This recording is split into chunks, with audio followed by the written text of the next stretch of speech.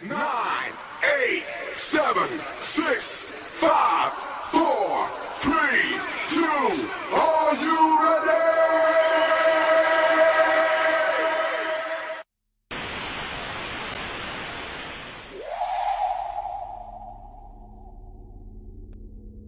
That's the Chicago way.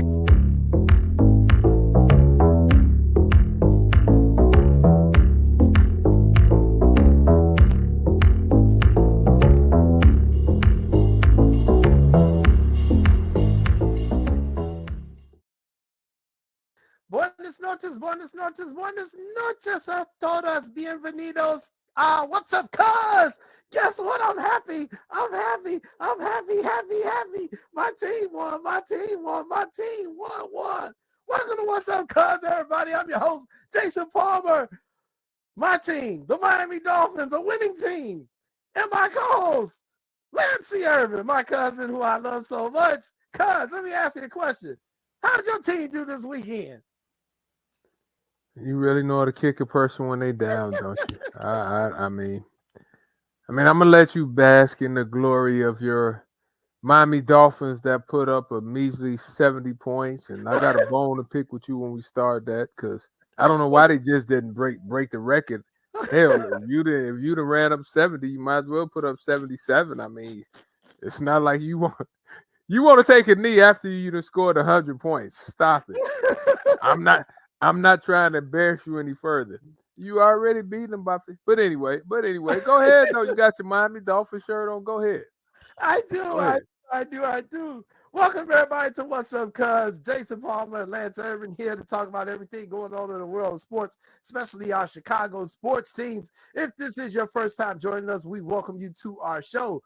If you are watching us via the Sports Zone Chicago Roku channel, which was launched earlier this year, we appreciate you tuning in via the Roku channel. You can take us with you and watch us anywhere in the world. I know when I travel, I take my Roku with me. That way I got my shows that I like to watch on Netflix and everything right there in the hotel room with me. If you do not have it, make sure you download that channel on your Roku. If you're checking us out on the Sports Zone Chicago YouTube channel, we appreciate you checking us out there. Go ahead and like and subscribe to that. It'll give you access to all the wonderful shows we have here on Sports Zone Chicago. And if you're joining us on the app because you are on the goes, if you're out there bike riding because it's fall, it's a beautiful time to ride bike, if you're doing your jogging because you're trying to get in shape, wherever you are on the go, you're taking us with you. We appreciate that. If you do not have the Sports Zone Chicago app, my cousin Lance Irvin is getting ready to tell you where you can get it. You'll find it on the iTunes store, the Google store, and the Amazon store. So please follow us, like and subscribe us, and please do not have on a Miami Dolphin shirt. Okay? So I'm trying to see what this is you wearing. Look like is that the LA Galaxy? LA's Galaxy, it's soccer. I said, let me at least think about Messi, even though this is not the team Messi plays on. But I said, hey Jay, because I started to put on a Chicago Bears shirt, right? Then I thought about something that you said a couple of years ago. You said, see, they take us for granted. They take us for granted if we keep on, give marketing they stuff, saying how good they are, wearing they paraphernalia. No, I'm not doing it. I'm not doing it. I'm not doing it. So I just said, let me just throw on the soccer jerseys. I could just feel good about myself because yesterday, it was rough. After the first quarter, I really didn't feel good. That was rough. That was a rough watch for Bears fans. And trust me, we're going to talk about the Bears, but what I don't want to do is talk about them ad nauseum. No, I'm not doing that. We're not trying to kill everybody's Monday night. Not doing it.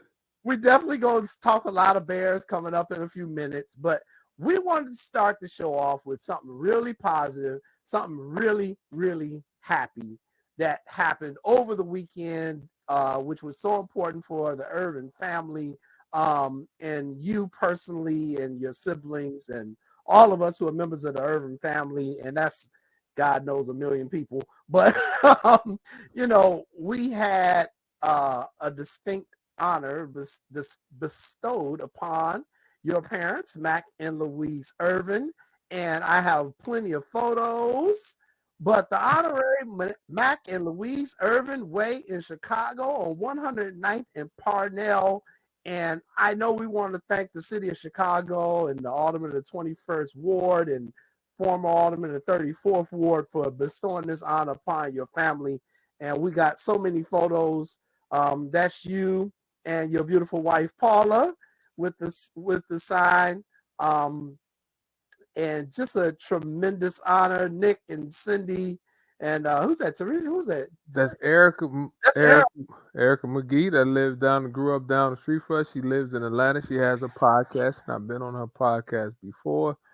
That's the only one was missing was you, cuz you did an excellent job getting the stuff out to the press and stuff. But I got tired of people asking me, "Where's Jason?" Yeah, Jason was working. I mean, Jason can fill them in. The press release was out of sight, and Jay, seriously, we appreciate everything you do for the family, because especially my family, because when it's 6 of us, right, Jay, Right. you dealing with 6 different personalities, especially your cousin Cynthia in the middle right there, because if she doesn't get her press now, and she'd tell everybody, my cousin Jason is my own publicist. He's my press person. All that. So she's telling everybody, talk to my cousin Jason. And she says with confidence too, chest sticking all out. I'm like, Jason's just okay. He probably in Miami. No, I got tired of people asking about you. But I was not in Miami, yes. But seriously though, Jay, we appreciate everything. It was a great honor bestowed on my mother and father. And we want to thank Alderman Mosley of the 21st Ward, excuse me, Rob Brooks, as he was out there. We had a great time, Jay. A lot of friends and family. Everybody helped make Saturday a great day. That's my nephew Cam back there in the background holding the sign up. But you have a lot to do with that sign too, Jay, because you was a part of the community over there and you was real helpful. So all our teachers, former teachers came out, Jay. We had the neighbors came out, just a bunch of people from the community. My roommate Tony Barnes was out there. Shout out to Ojo Barnes. I didn't get a chance to shout them out when I was out there, but your cousins, Jay, just to see grown men out there crying is a sight to see, which means, Right. Because you rarely see us cry, right? But just seeing guys like Antoine Walker started crying. Sean Marion was out there, Marco White was out there. Hey, Jay, I was happy to see my former teachers. When you see teachers you had in 3rd grade as young as I am, I was like, is that Miss Clemens? That can't be Miss Clemens. You know how the teachers come up, they smack you upside the head. Yeah, boy. You know how that is. But man, Jay, it was great. It was great. My mother and father, they helped a lot of kids. And just listen to people tell stories how Pops helped them to go to school and how they slept on the couch and Mama was feeding them some of her eggs and bacon sandwiches and stuff like that. So shout out. But we really missed you, though. I had to say that. Matter of fact, we missed you and your wife. Yeah. I mean, I still feel some type of way. Duty call, man. I was trying. Well, we ain't gonna get into why I wasn't there because somebody switched the date on me. But okay, had it blocked off on my calendar. Thanks. But anyway, it was. I knew it was gonna be good. I was just praying for great weather, and you all got an absolutely beautiful day. A beautiful day. And when I saw the weather was gonna be good, I was like, man. I know we only supposed to have this thing shut down for a little bit of time, but it's going to probably a bunch of folks out there, the old neighbors and old teachers and teammates. And I saw IO out there as well. Yeah, I forgot about IO. 12 was out there. IO came out there. Rick Malnati, who has the best pizza in Chicago, to me, from Malnati. Pizza was out there. See, I'm a Malnati pizza guy. Oh, Lord, because at least I have to chime in. I'm a Rick Malnati guy. Just seeing guys like, Wolf Nelson was out there. Clyde Travis, who's been on the show. I had a bunch of people out there, Jay. So it was a great time seeing my old coach Donna Williams was out there. So no, but it was great, truly great honor, Jay. Then the next day I turn around to see my Bears just get taken to the woodshed. But talking about Io real quick, Io done got bigger a little bit too, Jay. Yeah, he hitting them weights, ain't he? Yeah, he done got bigger. His checkbook then got bigger. I mean, his cars then got bigger and better. I was like, nephew, what you driving? Matter of fact, let me hold that for about a day. I'm not gonna say the car he's driving, but I'm like, let me hold that, nephew. So no, I was just happy, Jay. But Yeah, yeah, we need to. I need to call coach. Yes, We need to yeah. call coach. We need to make that happen. He's just a phone call away. Matter of fact, a quick story about Coach J when Pops was sick in the hospital. Whenever my mother and father go to the hospital, he had called Northwestern for them in the in a heartbeat. But he used to always send pizzas over there to all the nurses and doctors to make sure my father was getting taken care of. So shout out to Coach Rick. All the nurses, doctors, they was looking forward. Hey, when is the Malnati's pizza coming back so we can make sure we work that day? What is Lisa talking about, Jay? What is Lisa's favorite pizza place? It's gotta be Malnati's pizza. Malnati's is her favorite pizza. It is her favorite pizza. Yeah.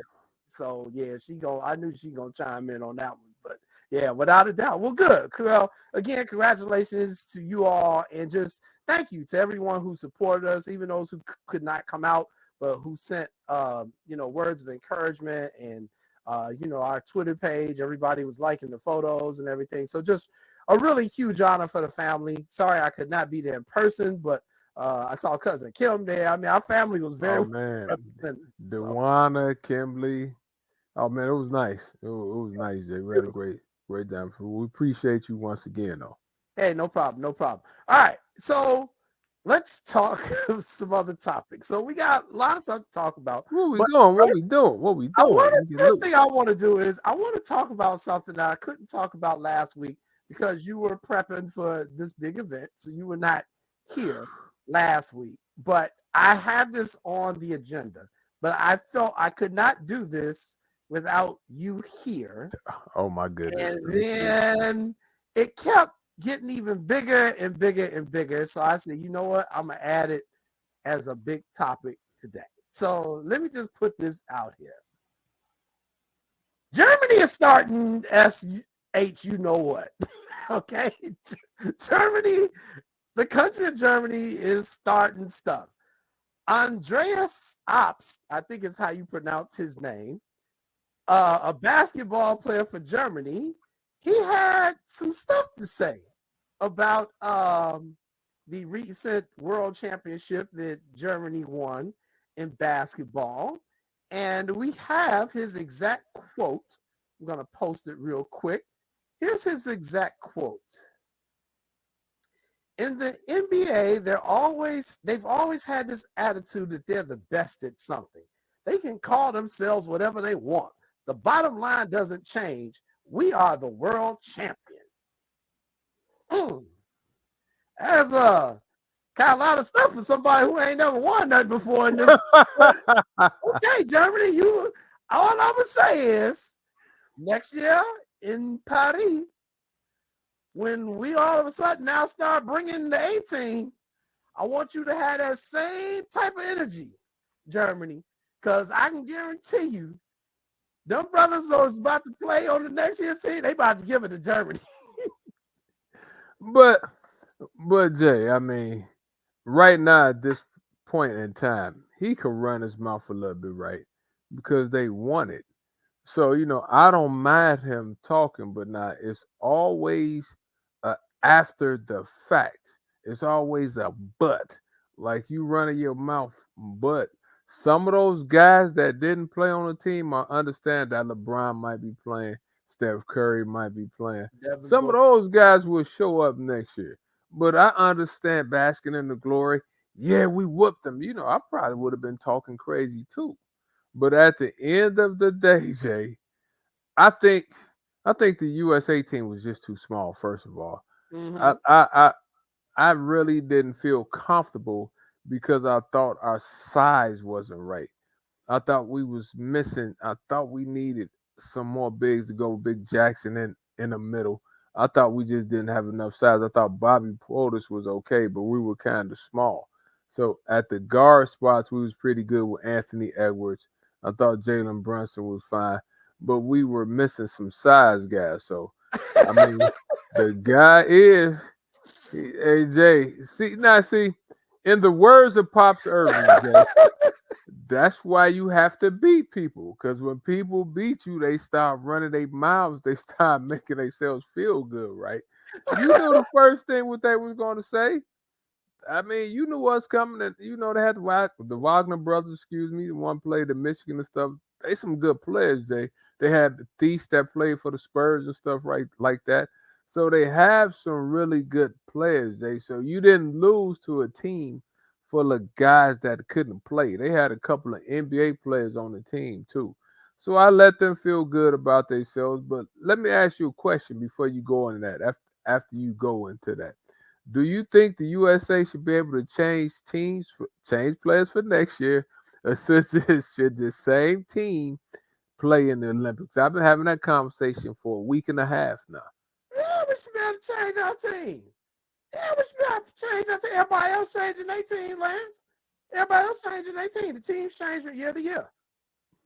And it's basketball. Teams change from year to year, just like professional teams, college teams. Yeah. So you think it's fair? You don't have a problem with the guys that was on the team, showed up for practice this year. you think guys like LeBron James, yeah, Tatum, Steph Curry, and those guys should leapfrog over them and be able to take their spots? Yes, I do. I'm not liberal. I'm not conservative. I'm independent. And for me, when it comes to if it's going to be a fight, then let's fight. Let's not, we sent the junior varsity team over there anyway, because the varsity team has stuff to do. They making money. They doing commercials and doing stuff. So, okay, y'all won. But now you're going to start talking? Now you're going to start talking. Now you got something. Okay.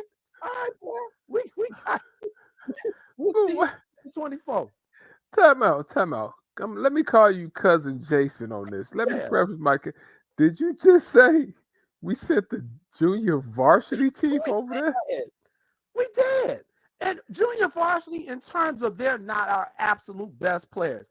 And of course, Jalen Brunson is an NBA all-star. Of course, we got good players on the team. But we send our absolute best of the best? No. But we never do that when it's not an Olympic year. We never do that. So come them Olympic years, every 4 years, now come talk at me, partner. See, Jay, that's the conversation I had for a couple of days last week. Like, they were asking me, I literally had a bunch of people asking me, is it fair? And like you, I said, yes, it's fair. I said, because at the end of the day, if you one of the better players, if you have a lot of things to do, if you play the long NBA season, I had to tell them the NBA season is long, Jay. Count preseason that starts in about a week, I think Io said. You go all the way until June? Then you want me to come back and dial it up a month later, or a couple of weeks later? That's a long season. That's a lot of wear and tear on your legs. So personally, I don't have a problem with people doing that.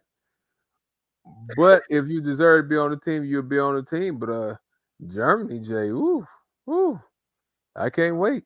I can't either. We're going to whoop their ass by 30. I can't wait. Because they started talking. I'm not saying they're not good, but you started talking. Like, okay, so, y'all won. And you know what? Had they beat our best, let's say we sent our best and they beat them and they were talking, I wouldn't say a word. I'd be like, no problem. I'd be like, oh, damn. But when I said, dude, we didn't even send a center. Did we send a center on this stage? Who was the center? Jackson. Jackson from Memphis. He was the biggest. I think Kessler from the Utah Jazz was probably the biggest player on the team. But other than that, you had Jackson and BP. That was it. We really didn't have a lot of size. You had Mikal Bridges out there. We really didn't have a lot of size, Jay. Right.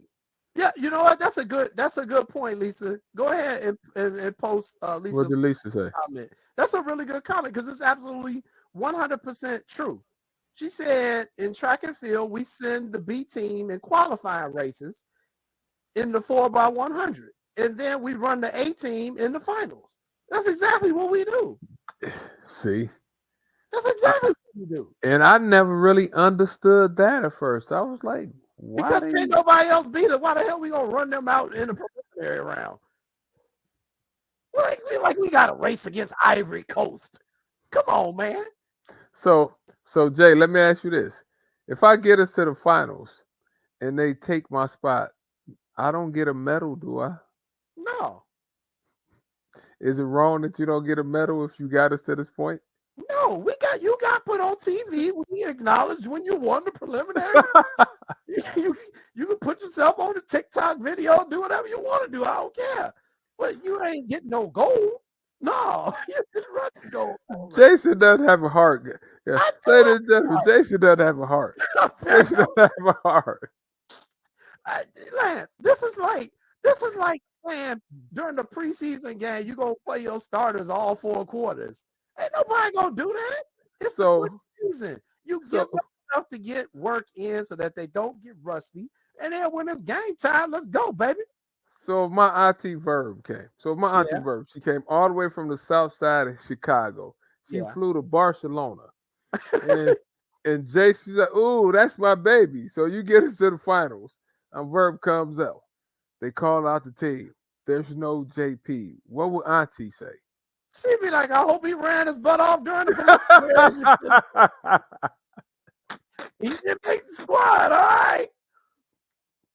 I mean, they still play an important role. You have to qualify. Actually, you know what? Let me be honest.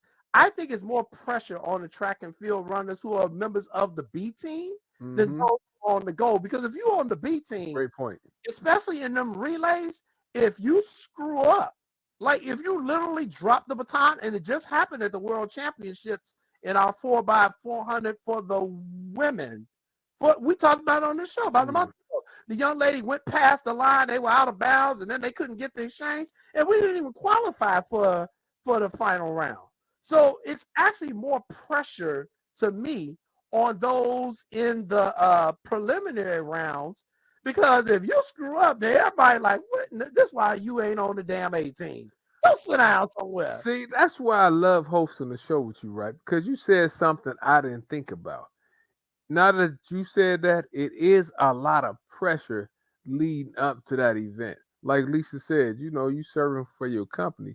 You said it's pressure, but also, Jay, you have to understand your role too. Yep. You have to understand it. Nobody's job is too big or too small, right? And you get an opportunity to show what you can do. Who's not to say next year you won't move up and be on a varsity? Oh, I hate the way you said that. You get a promotion from the junior varsity to the varsity, right? But there's steps in everything that you do, and nobody's role is too big or too small. I don't have a problem with it either way, but like you said, though, leading up to the finals, that's a lot of pressure in track, Jay. Like you said, if you false start, you drop the baton. You only have so many opportunities. I think that who was that? Was that no, that's not Michael Johnson, who said all this training, 4 years of training, comes down to a 9-second race. That's right. That's right. You got that. But no, I thoroughly agree with you, Jay. And I think Germany is going to be competitive. They're going to bring some competition. But if we don't beat them by 30, Jay, is it a sign that we're not as good as we used to be? Oh, well, I think that's already the case. I mean, here's the thing. I think everybody acknowledges that. Mm-hmm. Everybody's acknowledged that. We've lost to some teams. I mean, they did the whole thing when Kobe had to get on the Olympic team that year because we had lost. And the revive's like, wait, hold my beer. Let me get LeBron. Let me just, and they went over there and got it together. I mean, he ran his teammate over. He ran his teammate from the Lakers over this national competition because Kobe said, I needed to send a message. He needed to know. And that's the message. It ain't no different than what the United States government is doing right now with Ukraine. So if you don't know, the United States the other day decided, all right, let's send in, give them the U.S. Abrams tank. Lance, the Abrams tank is one of the most devastating weapons on a battlefield ever created. It is the best tank ever created. If you talk to any of your friends who are in the military who served, like I got, they say, oh, yeah, the Abrams tank, we can shoot the other dude's tanks before they can even see us, and we faster than them. Iraq tried to shoot us with them Soviet tanks, and the Abrams tank was blowing the turrets off of them things. The people were running. So, Jay, I was sleep on that, Jay. Oh, yeah, the Abrams tank ain't no part. So what I'm saying is the United States, in pretty much anything, when the country really wants to do something Mhm. and everybody gets behind it and we say, all right, we about to do this. Ain't too many people in the world gonna really be able to mess with us in anything, sports, finances, anything. It's just, we so busy fighting amongst ourselves half the time. That's how they catch us slipping. But if we really decide, yo, man, we about to do this, we gonna do it. And that's why I'm saying to Germany, man, you out here talking and you didn't play. You played against people that the average basketball fan was like, who was this? What was that? Right. Tyrese Halliburton. Who? And Ooh, I right. like him. Let me ask you this, Jay. Do you think who would you bring back from the team this year? Would you bring like Anthony Edwards back, who's the team's leading scorer? Would anybody come back? I would do it based off of how they're going to put the next Olympic team together. And I think one thing we have learned over these years, since we've been sending the pros to the Olympics since '96, is that we just can't send the most talented people. Like that was cool, like in '96 and 2000. We just like, you know what? Let's just send everybody, send all the Hall of Famers. I think now we've learned you do actually have to form an actual team. You Mhm. need shooters, you need rebounders, you need mid-range shooters, you need people who can play defense. So I mean, if we decide to put the team together, then there are going to be people who fit the realm of what they're doing, that philosophy for that team, and we'll go from there. So just put the best team out there. But come on, man, the best team we already know who's going to be. It's going to be Devin Booker. It's going to be Damian Lillard. It's going to be Bron, Anthony Davis if he wants to play. See what I'm saying? See what I'm saying? And it ain't going to be no hope for nobody else. If we send our best players and they decide we going to play, and I don't even know if they've announced the coach yet. The Olympics. I think Steve Kerr has the coach, right? It's I a think Steve. Steve It Kerr. might I be. think it's It Steve might Kerr. be. Yeah. So we'll be all right, man. All I'm saying is, I just want to see the game we play Germany, and it's probably gonna be in the preliminary round. I bet you won't play no bench players that day. Since y'all want to talk all this stuff, Germany, okay, bet. I will holler at you in France in, I think it's like they said 300 days. We're 300 days away from the next Olympic. So all this little celebrating y'all doing, all the smack talking, all the wanting to taunt the USA players and laugh in our face. Okay, we gonna remember this. I will put them pictures up in the locker room the day we play Germany. It's just gonna be interesting, right? Just seeing that. But if it's one player, I might keep Jay. I might keep Anthony Edwards. I think Anthony Edwards is a proven scorer. He has young, fresh legs. Can play on both ends. I think he had a really good. Tournament. So Yeah. I probably at least think about keeping him. That's one of the ones. After I thought about it, I said I might find a spot for Anthony Edwards. Selfishly, you want Jalen Brunson to stick around, Yeah. right? Yeah. Because he Yeah. played on our AAU team, but you can't keep everybody. But one person they might keep, if they was picking right now, would probably be Anthony Edwards. Well, we'll find out. Steve Kerr gonna put a team together. Remember, Steve Kerr was a shooter, and the international game is a lot about outside shooting too. So let's be honest. So I have trust me. This is one thing I have confidence that our government will actually get right when it's do right. like, because they gonna be like, oh, okay, y'all want to talk? All right, well, we gonna stop fighting each other for a minute and come out here and whoop y'all ass and keep it moving. So quick, fast, in a hurry. yeah. So I brought that up because, we had previously talked about Noah Lyles and his comments. So I just want to add this to it just to refresh everybody's mind. Noah Lyles said, the thing that hurts me the most is that I have to watch the NBA finals and they have world champions on their head. World championship of what? The United States? And so Kevin Durant responded along with a lot of other NBA players. They said somebody helped his brother and a bunch of other stuff. And so then, we lose the world championship. So it kind of fed into the narrative. So, I'm going to give Noah his props. He said it without a doubt. And we disagree with it on the show. And I still disagree with it.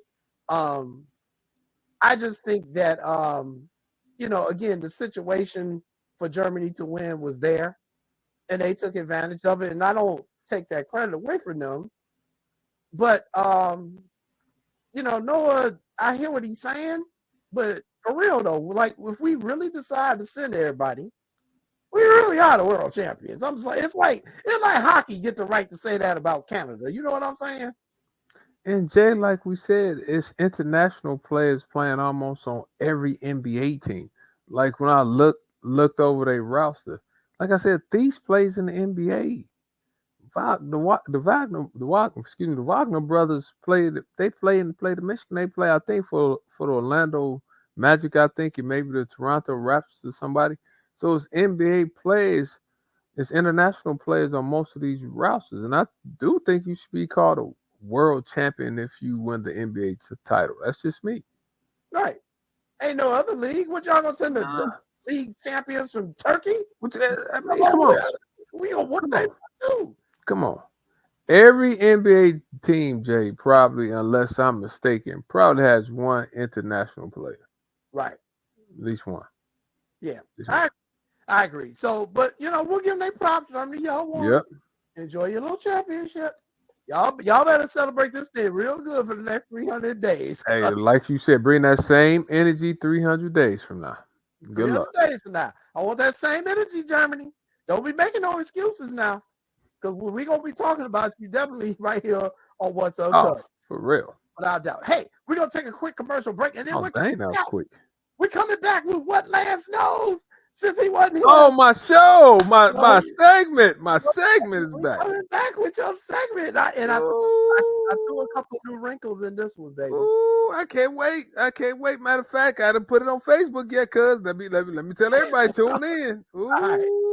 Everybody, you're watching What's Up, cuz. We're going to take this quick commercial break, and then we will be back. Stay tuned.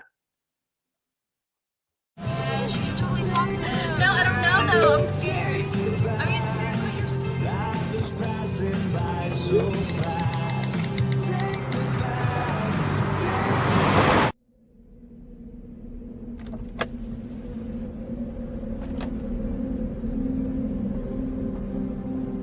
Do you know that you're in my lane? No, not at all. Are you not paying attention? Are you texting? I was just checking in with my mom. I was telling her that I thought we'd be home by 6. It's okay. There's enough time. Just pay attention. I'm not even halfway through my text. There's no way. I'm not even going to look up. My babies are in the car. You have to pay attention. It's just supposed to be a quick text. I'm so sorry.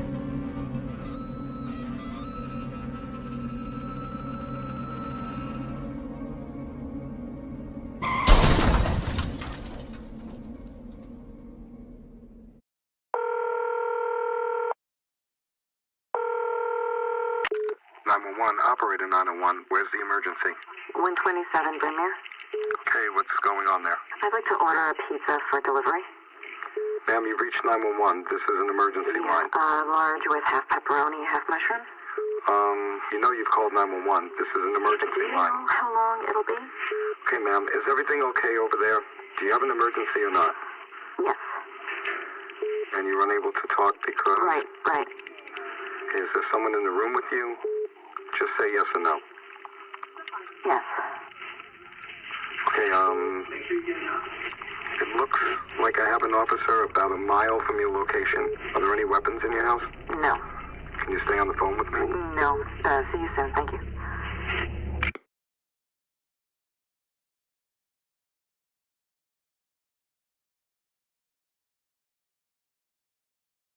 Gomes. The lefty delivers. Driven into the air, left field corner. That's going to be a fair ball. Bouncing up against the wall. Suzuki racing around third. Getting the green light.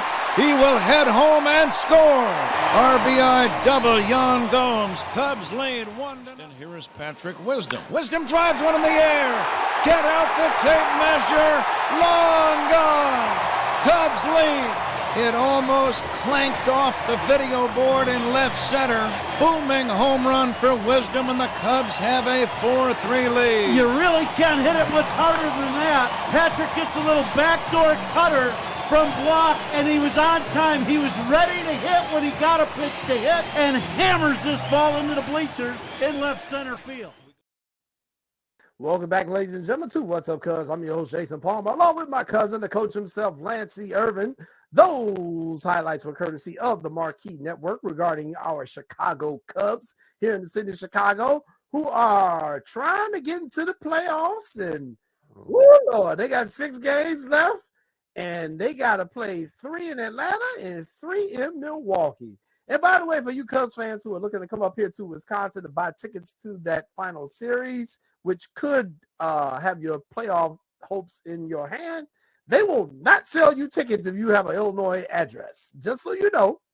And yes, I can buy you tickets, but I am charging a hefty fee because I am from Chicago. And that we do things around here. Come out. Did you just say they won't sell you tickets if you have Illinois? No, Brewers, they will not sell tickets to people who have like Chicago area zip codes. They started doing that about 3 years ago because they were getting tired of being called the Wrigley Field of the North with all the Cubs fans that would drive up and come to the game. So they were like, all right, player. So they stopped selling tickets. If you got on your credit card, that zip code is like 606 something, it's going to be like denied. But if you got a Wisconsin zip code, like over here, I can buy as many tickets as I use and then resell. I mean, I'm just saying. Matter of fact, we're in the ticket business. We're in the brokerage business. Call my cousin Jason. Hit me on my social media platforms. We can see what I can do. We'll talk business. Yes. And because you are Cubs fans, I will definitely charge you a premium. You are not a Cubs fan, so you will definitely be getting that premium. So, Armando, you hit me up, but it might cost you, my friend. So, anyway, all right, staying on baseball, we're getting ready for What's Up, Cubs. And we're here. We're getting ready to do What Lance Knows. Let's see what your cousin talking about. Come on. Talk to me. Today's topic is playoff baseball. Oh. Playoff baseball. Okay. Ooh. I want you to keep that in mind. All the answers. Oh, I'm sorry. It's actually Chicago playoff baseball. I made it. Oh, Lord. So all the questions have something to do with Chicago baseball playoffs. All right. Let's see. Let's roll. All right, so for those of you just tuning in for the first time, this is What Lance Knows, and I'm going to ask my cousin 5 questions to see what he actually knows about the subject. Now, here's the new wrinkle. If you get the correct answer, you will get a very happy red fox.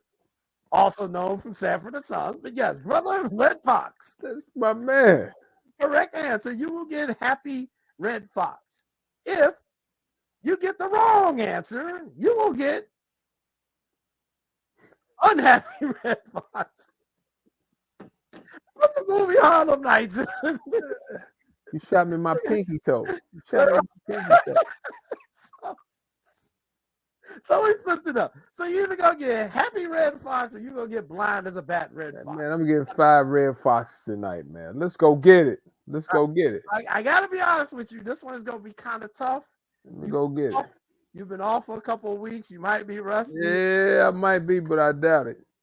No, see how good I am. Let's see how good I am. All right, I'm going to say you might get 2 out of 5, but we'll see. Ooh. I tried to make this one hard. Ooh, all right, let's go. On, he is ready. Let's post question number 1 of What Knows. In 2005, I was named the MVP of the World Series. I also played for the Oakland A's and Kansas City Royals. In 2005, I was named the MVP of the World Series. I also played for the Oakland A's and Kansas City Royals. Man. Oh, 2005. Oh, my goodness. Actually, one of the easier ones. Oh, I'm in trouble then. 2005. All right, who, bud? Give me the ugly red fox. Wow, he's taking a guess. Do you even know who won the World Series in 2005? You said it has something to do with the White Sox, right? That's what you said. You said it's Chicago. All right, who? Give me the answer, man. All right. Well, give him a. Well, that's an automatic. What's the answer? I can't believe you didn't get this. You should be ashamed of yourself. The correct answer is Jermaine Dye. Oh my goodness. He's a member of the 2005 World Champion Chicago White Sox. Like, how do you Oh not my know? goodness. Come on. How do you not know that? Oh my God. 2005 is just such a It's blur, Jay. It's the only year we won the World Series, Lance, in our lifetime. I mean, just a blur. Jermaine Lord. Dye. It's So gonna be a shame. long one. It's gonna be Yeah, a it might be a long long. All right, he's over one. All right, long. let's see if he can rebound. Let's rebound. All right, here we go. Come on. This one might be a little tougher, but we'll see. Question number 2. I was traded to the White Sox in 2008. During the famous blackout game, game 163, I got an outfield assist. I also played in Cincinnati. I'm in the Hall of Fame. Now I'm a credentialed member of the media at NFL and MLB games. Now, this is a tough question because of the way I worded it. So I'm going to read it again, and I might help you. All right. I was traded to the White Sox in 2008 during the famous blackout game, number 163. I got an outfield assist. I also played in Cincy. I'm in the Hall of Fame. Now I'm a credentialed media photog, that means a photographer, at NFL and MLB games. See, I'm thrown off. See, I saw, not saying it's Griffey Jr. because I know he didn't play for the Sox, but he was taking pictures at the football game the other day. What other clues? What other clues are you reading in that question? Outfield assist. See, I'm in the Hall of Fame. So it's an outfielder who's in the Hall of Fame that played for Cincy, and now they're taking photos. What is your answer? Oh, not Big Hurt. All right, who is it? Not Bo Jackson. Give me a guess. Just give me a name. Not Bo. What did Bo play? Not Harold Baines. All right, who? 2008. Dang, who? I said Ken Griffey. No, you didn't. You said I did say that. You said it's not. I said it. Oh my goodness. He did it, Sean. Did I mishear what he said? I thought he said, "I know it's not Ken Griffey." Tell about Griffey played for the Sox for a minute.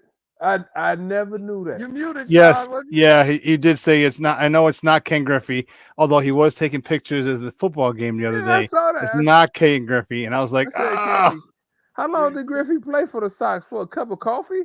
Yep. Literally, maybe half a cup, maybe an espresso, and then he was done. He had a latte. Oh, come on, man. He got traded to the White Sox at the trade deadline in 2008. He played in that famous game against Minnesota where he gunned the dude down trying to score. He played for Cincinnati. He also played for Seattle, but I figured if I said that, you would have known who it was. I'm like Griffey. I never knew he played for the Sox. I'm like, it can't be Griffey. I'm like, hey, remember Ken? He had Manny Ramirez. He had Ken Griffey Jr. He got all those old guys who trying to get squeeze one last decent season out of them. Yeah, remember that because that was Kenny's MO. Just one last season from all these aging veterans who are way past their prime. Dang, I'm like, tell Lisa, you're gonna have to really help me on this one, Lisa. We just don't tell I just wouldn't post the answer for you. Post Lisa's playing Ken Griffey. I wouldn't have known that. I'm like, I just saw him taking pictures at the football game. You actually knew it. You just didn't say it. That's why. Trust yourself. Trust yourself, Lance. That's a good point. Oh my goodness. All right, let's go to question number 3. Lisa, I need you to chime in faster, Lisa. Come on. Lisa's my phone ain't friend. All right, question number 3. I went to the playoffs in 1981 with the Expos and in 1989 with the Cubs. Now retired in Andre Dawson, Florida, I run a funeral home as a licensed undertaker. Chicago's Wind and I have the same nickname. Andre Dawson, the Hawk. He's going with Andre Dawson, Sean, the Hawk. Is that correct? Come on, talk to me nicely. I was about to say I can't get shut out. He got one. He got one. Woo. Andre Dawson, also The Hawk. known as the Hawk, just like the Chicago Winter Wind, which is coming probably next month. But yes, that is the correct answer. Give me Great my job. toothpick. Give me my All toothpick. I'm about to say I can't get shut out. Ooh. All right, good Woo. job. Would That have had makes you two. now what? One for three. 1 for 3. All right, he's on the board, ladies and gentlemen. Lisa was late chiming in. Lisa, come on, Lisa. I need you, Lisa. She's like, I ain't helping her with no damn Cubs players. All right, here we go. Let's go. Let's go. Let's go. Question number 4. Question number 4. Ooh, that's a good one. And it's recent. I was the winning pitcher the last time Lance's White Sox won a playoff game on September 29th, 2020 against the Oakland A's. Not talking about Lance I Lynn, was are you? traded this year at the trade deadline. Maya can't stand me. That is the key. Well, See, you that- messed me up. I that'll be want to all say I want to say Lance Lynn. Okay, so this is a combination of you. I Have was to traded Maya. this year. You have to This know year, Maya. who's my So think about who was on the team in 2020. Lucas Giolito? the Is it playoffs. Lucas? So I'll I'm going read with it one Lucas more Giolito. time. I'm going I with was Lucas the same Giolito. pitcher the last time Lance's White Sox won a playoff game. I want to go with Lucas. I'm against going the with Oakland Lucas. A's. I'm I going was with Lucas. traded this year at the trade deadline. I'm taking Lucas. Maya can't stand me. Lance says Lucas Giolito. Is he correct? He is correct. He is correct. Lance Irvin changed his answer just in the time. Woo. Lucas Cover Giolito. yourself. Lance Lynn was not on the team. I'm glad you put it. Yep, and put it back. Good job. Good job. All right, he's back at 500. 500. Woo, you done stepped your game up with these questions, cuz. Yeah, I know these are good ones. You got to really read these good ones. the clues are in the Come on. questions, Lance Irvin. The clues Come are on. in the questions. All right, here we go. Woo. I should have 3 because truthfully we should count the King Griffey Jr. because he had a cup of coffee. He had a latte. He had a latte with skim milk. I'm gonna give you He had a credit latte for with that. skim milk. No. Dang. All right, here we go. Final question in what Lance knows. Ooh, that's a good one here. Woo, make sure you read the question now. Here we go. I batted .348 in the playoffs with 8 hits, an RBI, and 4 runs scored in 13 games during my career. I played in the 1992 World Series. Oh, crap. Wait a minute. So I actually screwed this question up. All right, let me give you a hint. This person is not a Chicago person. They're not a Chicago person at all. At all. So this is just a general one. So I'll give you that one, all right? I batted .348 in the playoffs with 8 hits, an RBI, and 4 runs scored in 13 games during my career. I played in the 1992 World Series. Nowadays, I coach and make commercials for an insurance company. Nowadays, 92. I think was that when Atlanta was making a run. Okay. I think Atlanta was making a run. Okay. So read the question. You think Atlanta was making that run? Nowadays, I coach and make commercials for an insurance company. Talk to me. Let me think. Glavin, Smoltz.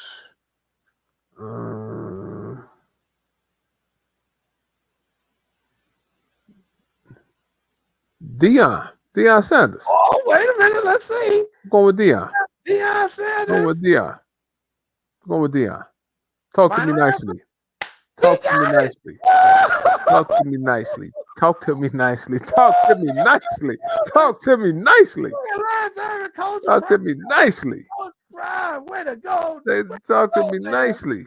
Oh, man, Coach Prime, yes, he was playing football for either the Cowboys or the Falcons in 92. I think it was the Falcons, but I could be wrong. I think he was playing for the Falcons football in 92 and the Braves in 92. Coach Prime played in the World Series. Talk to me nicely. Man to ever play in the World Series and in the Super Bowl. So the answer was Deion Primetime Sanders. Very good. Hey, Jay, I walked that thing down. I said, I think that's when the Atlanta Hawks was making the Atlanta Braves was making a run. Yeah. Okay. Wow. Okay, I should have been 4-1. I should have been 4-1. Those some tough questions. I should have been 4. I should have got 4 right. No, you're not getting that, dog. We ain't should have got 4 right.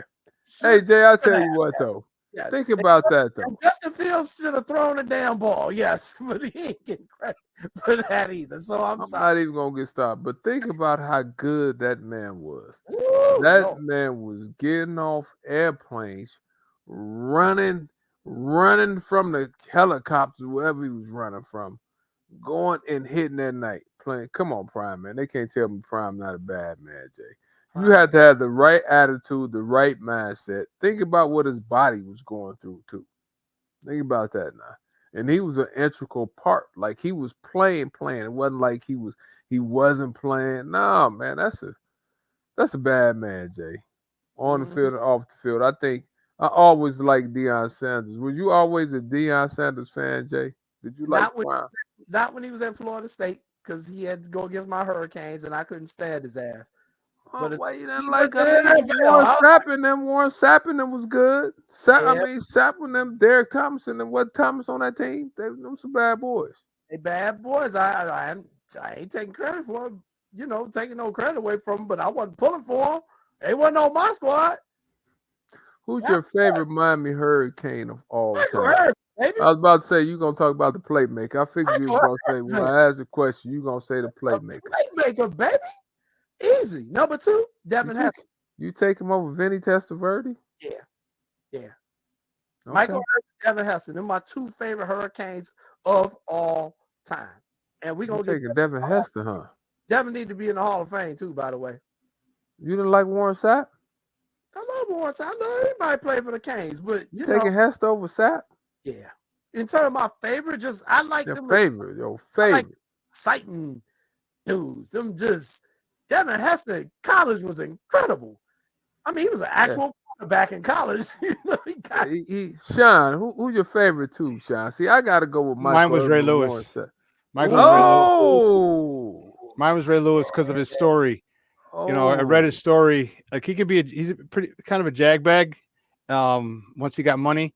But I remember him saying, like, he had one pair of pants, a couple of T-shirts. He had one pair of pants when he went to the University of Miami.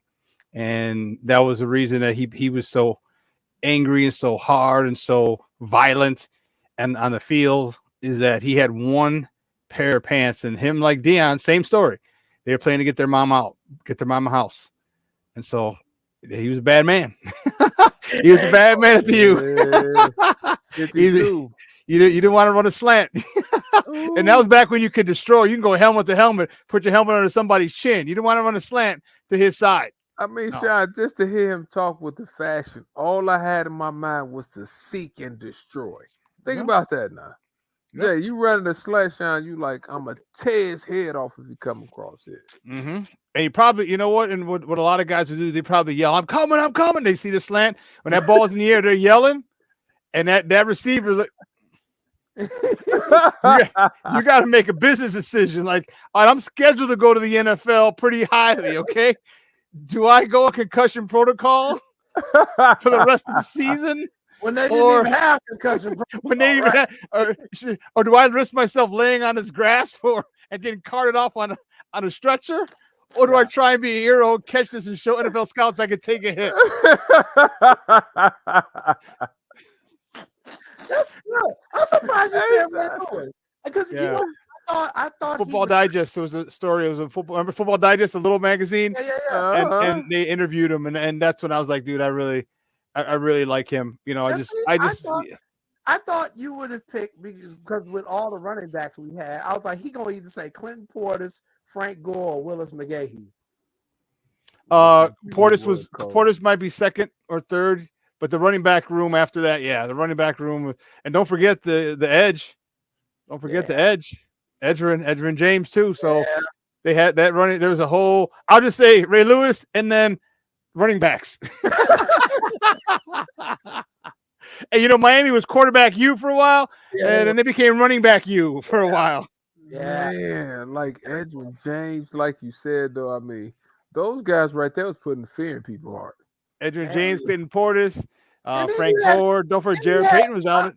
JP was down there. And if it wasn't Ray Lewis who was going to hit you, Sean Taylor was going to take your head off, or Ed Reed. Jonathan Vilma a few years later. Vilma was really good. Them was really good. I mean, you could name during that time everybody on their team literally. They was player after player after player. You can't go wrong with who you pick. But I was always a big Warren Sapp fan because he was light on his feet. He was big. He was gonna talk that talk, and I mean he had swag about him too, though. But probably if I think about it, I probably have to go with the playmaker though. But truth be told, don't forget Russell Maryland, Whitney Young's very own. Russell Maryland, Whitney Young's finest class. That was like the first. That was like the first time. Well, because they hadn't blown up yet. But that was like the first time that Miami ever came out of ever had to come out to Chicago for talent. Yep. You know what I mean? They came out like you don't need to come out of the South. The hell shit. You don't even have to come out of Texas. You know what I mean? Like not you ain't got to go to Texas, Florida, Georgia, Mississippi. It's all in that. Yep. Louisiana, those 4 states. If you want to go to Texas, well, increase the pool. But all the talent is down there. They never have to come out, and they came out for Russell Maryland. You know what? I never understood. You know how you hear stories about how good Texas is in high school, right? Football in Texas. I remember when I worked like A&M and SMU, like when I literally used to go watch some basketball practice. Well, they have football too at some point in time. And I walk out there, Sean, I see about 30, 40 college coaches out there watching them guys work out. Then when I was going to games, like you know how you driving down the street, I'm like, dang, that stadium lit up. It's about 5,000 to 15,000 fans in there watching football games. That's when I was like, this is serious business, right? They not playing with it. I mean, it's high level competition here, but that was on a whole different level. But like you said, for them to have to leave the South to come in to get somebody like Russell Maryland, that tells you how good Russell Maryland was. Funny story. So when I was in broadcast school back in 2014, 2015, I was working security and I left teaching. And I was at the Under Armour store and a dude walked in, right on the corner of Michigan and Ohio. And a dude walked in and his family was from Texas. And we were talking and he was like, he said, well, he goes, would you ever think about, coming down to Texas to coach? I'm like, nah. I was like, I left. I'm like, I was down in, I was in Italy. I said, playing ball. I said, lived in New York. I said, I'm cool here in Chicago. Maybe if it was 6, 8, 10 years prior, then yeah, possibly. But at this point, it was only 9 years ago. And we got to talking. And he was like, he goes, just so you know, it goes like head coaches make over $100,000 for high school. I was like, what? He goes, yeah. He goes, assistants make 30 to 40,000 easy. Yeah, head coaches, they don't teach, they don't do nothing. That's their job is just head coach. In high school? Yeah, I did. High school. Did you see me do this? The dude told me high school. He's like, he goes, here's my number. And we were talking. He goes, they got they just built, I forgot what town, one small town. He goes, they just built a 50,000 seat stadium. He goes, and it's not uncommon. He goes, if you get a 20,000 seat stadium, that's small. That's small. 20,000 seat stadium for high school. Jay, you didn't know that's what those coaches made out there? The coaches were making that. Jay, they got guys. That was 9 years ago, so you can imagine it's at least $150, $200 now. They got guys making 175, 150, easy. Well, I knew the referees were making the money because I think I told you guys the football referees in Texas get a percentage of the gate. And you got 80,000 strong. Exactly. This is like. Man, and Cherie said, I got a job in Texas. Volleyball will no longer be my number one sport. Kiss my toe. Hey, they got number 25 offense. They have coordinators making about 70,000. Yep. The head coaches, they not teaching. No, like Sean said, then they have like a PE period where it's nothing but football players, basketball players. They're the only ones in that class, and they working out. They use that to practice and work out. Yeah. Like the way they do their PE system for athletes in high school is incredible. Yeah. Like if you're on the girls' basketball, go ahead, Sean. Go ahead. We did that at Curie. A lot of our football players had PE period 1. See? So we would program it, have period 1. So you get there, that's your lift. That's your lifting time. Like you don't worry about what the hell we're doing in class. You just get your ass in there and lift. And if you're late, definitely don't be late when if I program you in first period and you're late, we'll see you after practice. we had plenty of stuff, but they'd come in and it's a way for you to monitor your team, get them in there. And it was literally I'd say 95% was all football players in my first period. That's great. Then they ain't gonna be late for the rest of their class the rest of the day because you already got them there. Man, first Bingo. period, last period, like it Or was last period, yeah, either one. This is a school around the corner from SMU called Highland Park. They have so much money. At the break, I'm gonna Google how much they coach make. If the football coach is not making $200,000, I'm shocked. Wow. Yeah. That's incredible. Yeah. That is incredible. Never forget when that dude came and asked me if I wanted to go down there coach. He goes, I gotta make a phone call. Yeah. Like, See, I was like this. See, I was like this. I'm gonna tell you, you hit me 8 years prior, 10 years earlier. Yeah, I might go down there. But at that point, I was like, yeah. They shine the weather nice, and they take that serious too. Man. It's serious. Charlie, yep. Wow. You have to build 20, 30, 60, 80,000 stadiums. Exactly. 1,000 seat stadiums. Yeah. Not playing. Without doubt. All right, we're going to take our second commercial break of the show, and then we are going to be back, and we are going to talk football. We're going to talk Bears. We're going to talk about the record that took place down in South Florida, but we're going to talk a lot about our Chicago Bears and a couple of announcements we're going to make. So stay tuned. You're watching What's Up, Cuz. We'll be right back.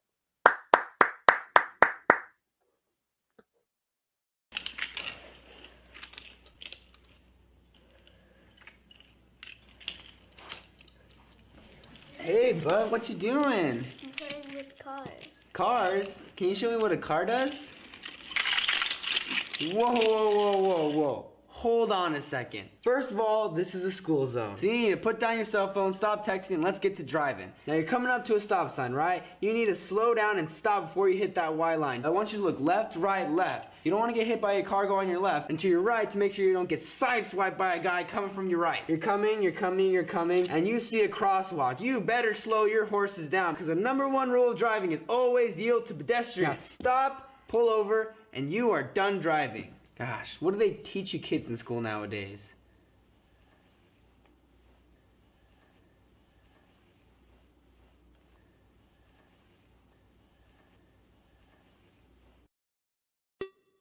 Hey, it's your boy, the Superback, Sean Sierra, and be sure to follow Sports Zone Chicago on all social media platforms. On Facebook, Instagram, and our Roku channel, you can find us at Sports Zone Chicago. And on Twitter, we are at Sports Zone Shy. Also, be sure to download our mobile app so you can take Sports Zone Chicago with you on the go. I faced one of the toughest challenges of my life right here. I couldn't swim. But I can still hear my drill instructor today. Don't quit. If you quit now, you'll always quit in life. Go for it. So I jumped in, unsure, apprehensive, and scared out of my mind. But I came up a Marine.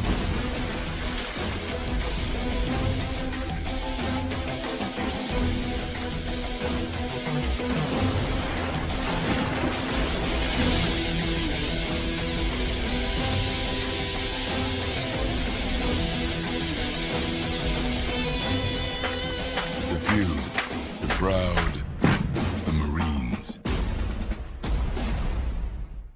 We are looking for a few heroes, mentors, trailblazers, innovators, a passion to change lives, spark curiosity, open hearts, and awaken minds, help students answer the question, who am I?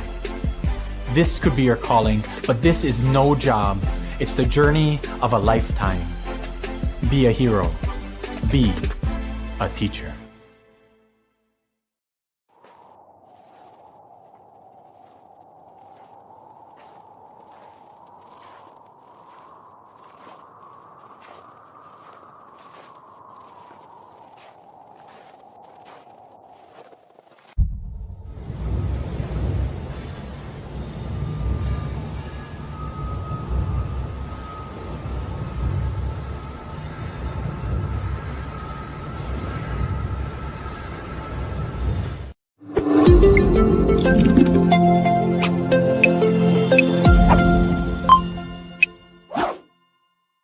Dinged up by the Chiefs. Here's Fields on a play fake. Design run. Looking for a seam. Fields going to slide down after picking up a first down. But it just, at this pace, I'm not sure if that's in the cards. Gabbard over the middle, knocked around and intercepted. Quindell Johnson, the rookie from Memphis. Role in fourth quarters. This is a deep, talented group. Fields going deep. Oh, good catch, DJ Moore. The game plays out like you said. Fields on a slant. Moore's got it for the touchdown. Welcome back, ladies and gentlemen, to What's Up, Cubs. We'd like to thank those highlights courtesy of Fox Sports. The 4 highlights from the Bears game. I don't know how Sean pulled that rabbit out of his hat, but he did find 4 positive plays to put on our show. Great job, Sean. Don't know how you did that, but Chicago Bears lost yesterday to the Kansas City Chiefs, and we're getting ready to talk about that. But before we do that, a couple of quick things. First, we have a missing person that we need to announce. Oh, okay. Don't know. Remember, here on the What's Up Cuz show, we are partnered with Black and Missing Incorporated out on the East Coast. And each and every episode, we do try to highlight a missing person of color here in the Chicago area. And tonight, we would need the public's help in helping us to find Janet M. Isaacs. Janet M. Isaacs is our missing person. We are searching to find. We do have a photo of her as well. We have a little poster. There we go. Courtesy of the good people at Black and Missing. Janet Isaacs is 62 years old. She's missing from Chicago. She's missing from over on the west side. She's 62 years old. Her family says she may be suffering from dementia. She does not have her wallet, her keys, or her cell phone with her. Those were all left at her home over on the west side. So, we do a variety of missing person type stuff on this show. We have to also think about our seniors, our elderly people, people who face mental health challenges, children who come up missing. There's so many different dynamics in missing persons. So I want to highlight Janet Isaacs today on our show because she is suffering from dementia. She's 62 years old. She's last seen on the west side of Chicago. So if you see her, please notify the Chicago Police Department and let them know because her family is looking for her. All right. Thanks a lot, Sean, on that. Okay, Lance, you have some salaries based off of what we were just talking about in Texas? Yeah, I learned from my cousin Jason that's on the show, right? Sometimes you have to do a little bit of research. So I'm a research guy. So I just Googled it, found the article in 2022. Most DFW high school football coaches, that's just the Dallas-Fort Worth area we're talking about, make between $100,000 and $120,000. So I found some numbers. You heard of Dunkerville. Dunkerville is one of the biggest schools right out. Yeah, I call it Dunkerville U. Ain't that what one of them catching sisters went to? Yes, they did. Beautiful campus. Their coach made Reggie Samples $146,000. My man, Allen High School coach Lee Whittam makes $144,000. Lake Highlands $144,000 also. And I was shocked at this. I thought Randy Allen at Highland Park would make close to $200,000. He makes $141,000. Now, the Dallas school district. We just talking about Dallas. These city schools like Chicago schools. Right. The average coach in the Dallas school system, Dallas call that DISD. The average is $90,000. Compared to Chicago, where you're getting a stipend for probably like $6,000. $90,000, Jay. And that's all they do. Like they not working in the lunchroom. Nobody working security. They're not doing security. They're doing a normal day to get there at 6 a.m. They talk about the normal day. Most coaches, maybe they go to a little class here, there, but practice, junior varsity practice at 11:45 a.m. Some of them come back, might have one more practice from 4 to 6. They might watch film at 7:30. Oh my God, they on a whole different level. Jay. It's actually shocking to me. I know football in South Florida and Texas are different. I didn't know in Texas it was like a straight up job. And let me tell you this. This says this too. Kimball High School, it's one of the schools in the city. In basketball, they win championship. The lowest paying coaches in the DFW are Dallas Kimball High School, Brett Harrison and Dallas White, which is a public school. These two public schools both sit at 90,000. That ain't bad, dog. And the cost of living is cheaper down in Texas. So that ain't bad. Jay. Oh, that ain't bad. And I know these schools too, Jay. But anyway, just So Sean, I'm getting tired of Chicago, Sean. So I'm gonna put your name out there to get a high school job. I'm gonna be the assistant to the head coach out there. I'm gonna be your assistant. Sean All I want to do is walk around. I want to be your hype guy. I'm just gonna be your hype guy. Yeah, Coach Sean. Let's go get him, Coach Sierra. Let's go get him. He can't hold your jockstrap, Coach Sean. Let's go get him, baby. Let's go get him. Oh, you muted, Sean. So the only thing you'd have to do, Lance, is to say with the Panthers, we'd have to get a logo, the logo of the school, the mascot, and I need a big ass foam chain around your neck and a little foam mascot there, and you got to wear that on the sideline. That's it. Hey, Sean, then I'm gonna get our sweatshirts. Don't start none, won't be none. Finest. This ain't what you want. This not what you want. You know where we at. You know where we at. Watch what you asked for. Watch what you asked for. This is what we do. Hey, run a slant if you want to. This cruel and unusual punishment coming over here. But anyway. That's incredible. That is really incredible. All right, good information. All right, let's talk about what happened yesterday. Oh, Lord, have mercy. The Chicago Bears went. Now, okay, in all fairness, we knew they were not going to win. We knew there was a chance they were going to get blown out. So those were no surprises. However, it's the way they got blown out. It's how incompetent they looked, how discouraging it was for the fans. They were down at halftime. What was it? 35 zip.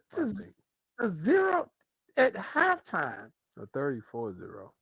Justin Fields I don't know if he ever got to 100 yards passing. It was 11 for 22, terrible. Like 99 yards.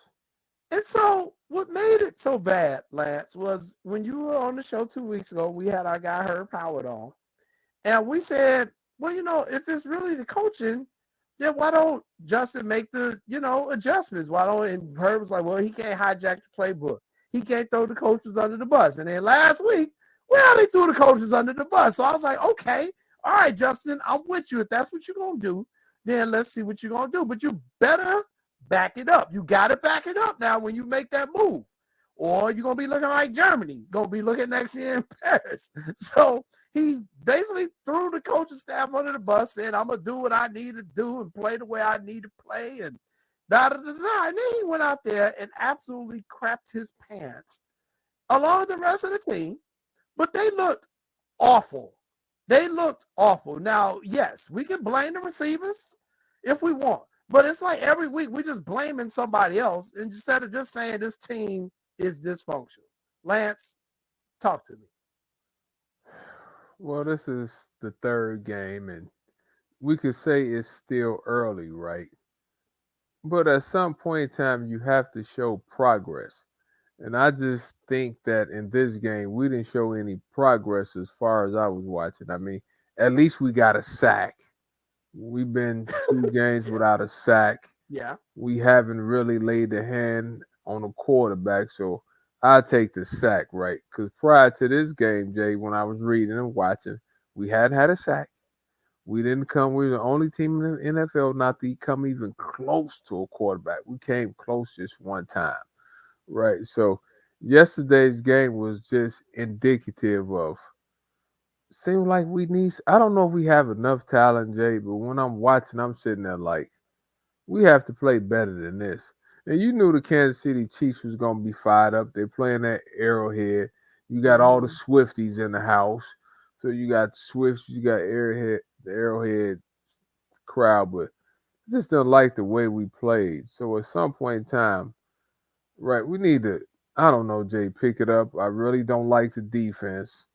I think the offensive line we banged up and we just hurt all over the place. I mean, and I hate to talk about Justin Fields, but we said on the show, like you said a couple of weeks ago, I said my statement was quote unquote, and I hate to curse on the show. Does he have any asshole in him? At some point in time, you have to change at some point in time. He talked the talk. I get it. But yesterday was just an epic failure. So I think we play, is it Denver on Thursday night? No, Sunday. Sunday. So Denver gave up like 9,000 points. At this point in time, Denver sucks. If Denver won a game, I think Denver might be 0-3 also. They 0-3. Right. So if we don't look good against Denver, I think I'm not gonna be a fair weather fan. I'm not gonna say I'm gonna have to find me a side piece team, but Miami. But anyway, it's just disappointment, and you feel bad for them, Jay, because they haven't won a game. I think this is what 14 straight, 13 straight losses. I mean, at some point in time, you need a win to make you feel better. So hopefully we can get the Denver game, but right now I don't think any phase of our team or any phase, I don't think we look good in anything.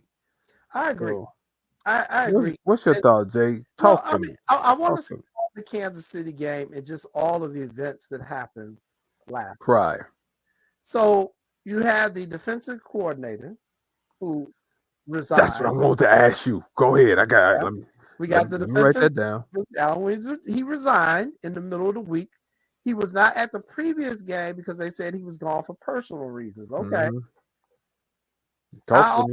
As a journalist, I always try to respect when they say a person is away for personal reasons. Now, media, our job is to speculate. However, when they say personal reasons, I tend to give them the benefit of the doubt because I know life happens. You can have a death in the family.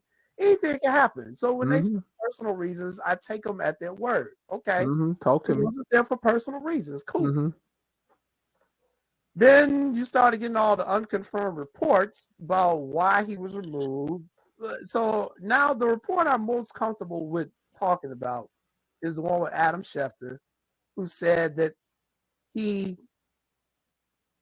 Chicago Bears the HR department was involved in his leaving without being specific. Okay, so that tells me he obviously violated club policy at some point. Now, what the policy was, don't know. But he violated some policy. Okay, cool. That's what we know. And I'll say this. This is now a reflection on Eberflus and now a reflection on Ryan Poles as manager. Okay? Because now it's like, Ryan Poles, are you vetting people? What are you doing here? Ryan Poles, you paid P.J. Walker how much money because you thought he was going to be the backup and you ended up cutting him in preseason? So I think one thing that the Bears fans have to do, as I'm trying to give you a little bit of levity, is you have to realize this is everybody's first time. And I think that was the biggest mistake that the Bears made. You got a first-time general manager. You got a first-time head coach. They making terrible errors in filling out the personnel. And it's affecting the team. And the players are not good either. But I think you have to Kevin Warren is now the president. It's going to be very interesting to see what he does at the end of the year if this continues. But that was bad yesterday, man. There was nothing positive I could look at and say, oh, well, the Bears can hang their head on this. I mean, you kicked the field goal, but Santos has always been good, but it ain't going to cut it, man. Ain't nobody playing good enough. The receivers, the line, the defense, the quarterbacking, it's just bad, man. Let me ask you a question you touched on. And you're a professional journalist. Alan Williams, first of all. I mean, you resigned the second game of the year. Did they say for health reasons at first or they went personal? So it was health reasons. Health first. Then it went to what? Personal. Because you and I both know. I've coached. I had health reasons. Mhm. They came out and said, I won't say it, but then I know they said he has cancer. He won't be able to coach. Right. Mhm. Most of the time they come out and tell you, at least at some point in time, whether it gets leaked out or what type of health challenge you had. That's what I learned from you. That's what I learned from Pops. Mhm. Then they come back, Jay. I mean, so Jay, what have you heard? What's the one that you could say, oh, okay, that's probably a little bit more credible than the other? I would say the only thing I've heard that I'm putting a lot of credibility in is that the HR department got involved. That's what I will give a lot of credibility to, because that tells me whatever happened, it was serious enough where they needed to get involved, and either they were going to look at this and find a reason to possibly suspend him or possibly fire him. One of those two reasons. So oftentimes what happens is if they find enough to remove you, they will give you an option of saying, hey, we'll give you the chance to resign on your own terms. Happens all the time. It's the thing that what's your guy in West Virginia? Bob Huggins. And he fighting it right now because he's like, I wasn't given a choice. They made me resign. Exactly. But it's usually they making you resign because you done did something stupid. In the Huggins case, he got busted with a DUI for the 55th time. So, when I hear certain things, I'm like, oh, okay, something definitely happened. Now, we don't know what. They're going out of their way to say it wasn't criminal behavior. They're going out of their way to say that. I can't say definitely it was or what. I don't know that. There have been no charges filed against him. He ain't been arrested. So as far as I know, he hadn't done nothing criminally wrong, but he violated some sort of policy. So that's first question. Get it. Next question. The players. You said something about Ryan Poles. Are the players just young, or we're not good enough at the skill positions where you need better players? I'm not going to go to the quarterback first. Okay. Well, let's go to the trenches. There you go. Is the line offense and defense good enough for NFL standards? It's not good enough for them to win games right now. Again, you've got one sack all year.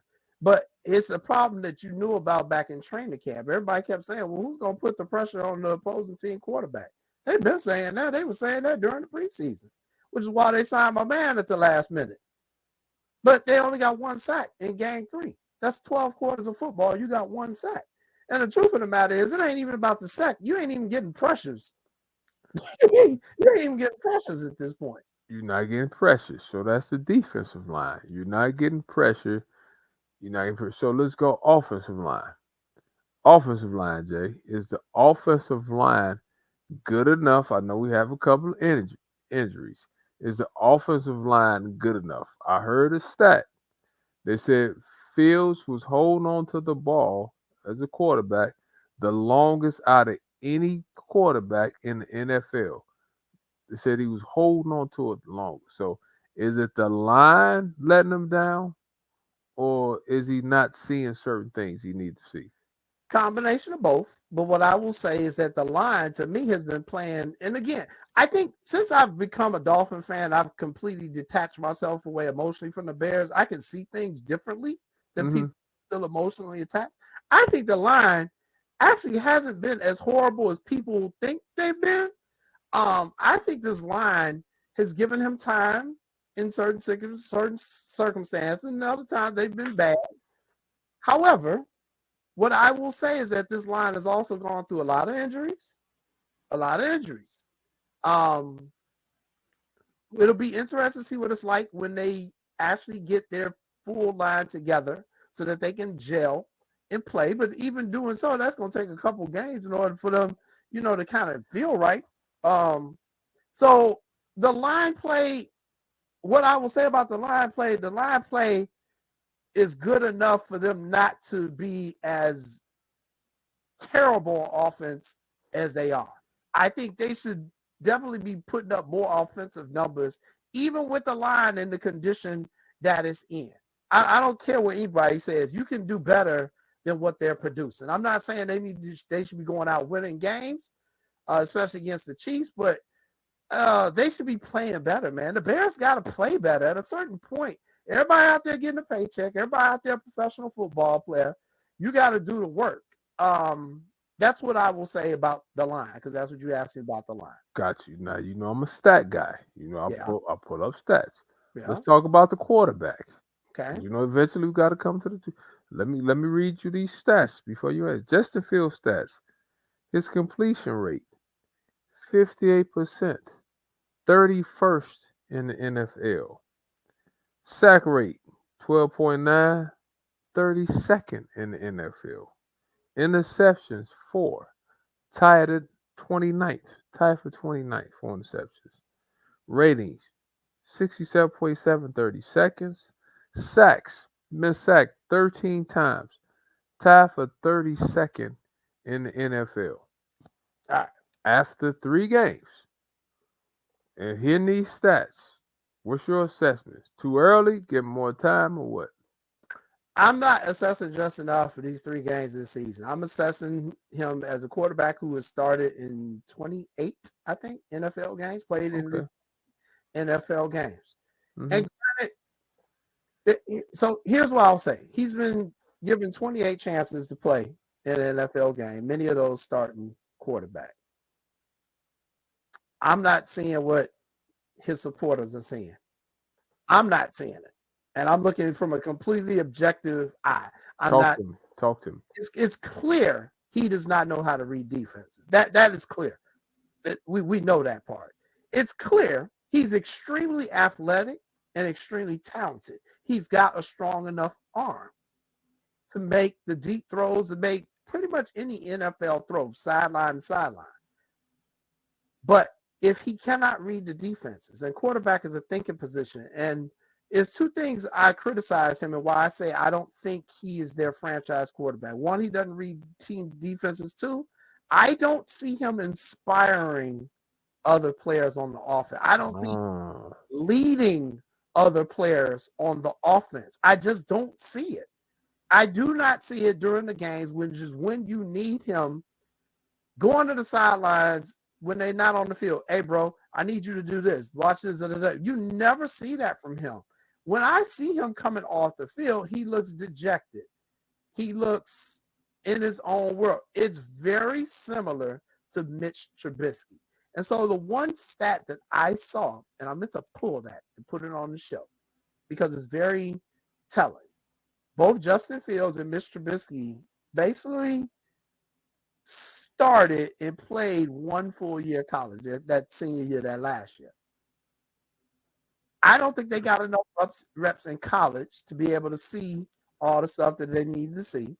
I think it's unfair for people to criticize them where they were drafted. I always thought that was unfair of Trubisky. It's not his fault the Bears drafted him where they drafted him. It ain't Justin Fields' fault that the Bears drafted him where they drafted him. I honestly do not think the young man is your franchise quarterback. However, I also don't know who your damn options are at this point. But the Bears need to make a move. The trade deadline, you still got some weeks. You need to make a move because you got to find somebody to know what you got. I think you've got enough of Justin Fields at this point to see what you got. We've given him a whole bunch of leeway here. Everybody loved him, fell in love with his athleticism and all that. If I were a Bears fan, I would say I would like to see what else we can come up with and go from there. I actually think Justin Fields might be a better quarterback if he went to another team and got completely away from Chicago, a different coaching staff, a city. You know how it's like when in all sports, like if a player goes from somewhere like New York to Cleveland or to San Diego, all of a sudden they get better because you don't have the media people on you. You don't have the fans on you like you got in Chicago, Boston, Philly, New York. He might do better in a smaller market with a completely different team where the expectations on him are not so high. He may actually do better somewhere else. I do not see him this year being successful in Chicago. I think there's too much dysfunction within the organization. I think there's too much stuff that he needs that they cannot provide him via coaching and personnel that will make him successful here this year. I could be wrong. Maybe I will be wrong. I don't see it. I see what he reminds me of, and this was the comparisons I made. Back when you were single, long time ago before. When you and I used to go to Chick Rick's and the Cotton Club and Nick's Rick. Come on, okay. Now you got me. Okay. It's like when you were single. Sit up a little bit. Let me sit up. And you always saw like that the woman, or in the case of ladies, a guy. You're like, he got a lot of potential. They got a lot of potential. She might be all right. Got a nice job. Okay. She got the black card. Okay. Yeah, she got all the teeth. She a good person. She got a 401k. Okay. Right. It was a dude. He ain't got a criminal record. He already working. And you're like, okay, this could work. But then it never really happens. Like, it's never the connection that you want it to be. But you keep giving them extra time instead of just saying, you know what, this ain't gonna work. I don't know the reason why, it just ain't working. The faster you can recognize that and say, you know what, this ain't gonna work, and move on, the quicker you are to finding your future husband or wife. Because if you keep holding on to that potential, because they're giving you just enough to keep hanging on. It's one of the worst places to be in dating. It's like purgatory. And that's what I think where the fan base is with Justin Fields right now. He gives you just enough flashes, just enough to show you what his potential could be. Just keeping people saying, no, we gotta kind of hold on to it. We gotta give him more time. Instead of saying, you know what, I could be wrong, but I don't think this one's gonna work. And I don't think it's fair to you. And I know it ain't fair to me. Let's just go our separate way. That's just my personal objective opinion on what I'm thinking. This is when I need the super back. I need the football guy, because he said something in his press conference, Jay. And what you said, Jay, you said it eloquently. You said it great. You took your time. You broke it down. I'm proud of you. But in that press conference a couple of weeks ago, he said something. You correct me if I'm wrong. Did he not say this? My coaches, they have me thinking too much. They have me doing A, B, C, and D. As a quarterback, aren't you supposed to think about this progression, that progression? They in cover 2. They playing man. Yeah, Sean, I need to ask you that. Sean, as a quarterback has to make a lot of reads, right? They in cover 2, cover 3. If they take away this, I got to do that right. That's what he said in his press conference. He made me kind of nervous when they said, I need to stop thinking so much. I need to play, right? He said something on those lines, right? I got a little nervous because I'm like, that's the position where you have to think quick on your feet, and hopefully you have enough instincts where you can. Okay, they taking away this, I go to this option. Talk to me about that, Sean. Did that make you nervous, or am I reading into too much of what he said? You're reading into too much. You're a coach, Lance. When you bombard a player with too much information, when you try and change what they do best, that's where the thinking comes in.